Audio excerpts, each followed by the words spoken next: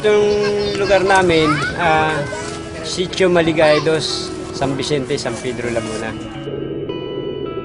Siyempre, alam mo naman, ganitong lugar, squatter area, tabing release, dikit-dikit ang bahay. Madilim talaga rito sa lugar ko na to. Wala kami dito sa loob, lagi kami sa labas. Nadadapa kasi madilim, yung dadaan mo, hindi mo alam, may nakaharang. Tutulog na lang ako, wala ilaw eh. Ang tawag nila sa akin dito si Mang Dimi Solar. Napaliwanag ko yung mga bahay nila magdilim. Bubutas ka ng yero, lalagay mo yung bote, lagyan mo siya ng sealant, bago lagyan mo siya ng tubig na mineral, lalagyan ng sunrox. Bago kabit mo sa bahay, lagyan sealant mo para hindi tumulo. Ganun lang kasimple yun. Dati yung ganito, ito kadilim nung bago ko pagkapitan. Ngayon, nung kapitan ko na, ito na ang liwanag niya.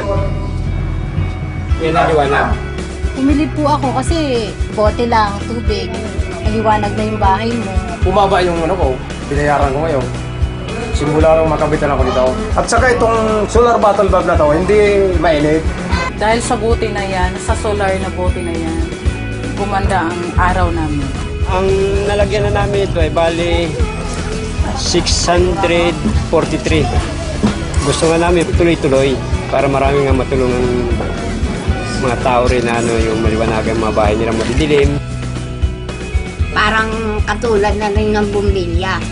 Dati natin nakakalimutan at pakinabangan na ngayon.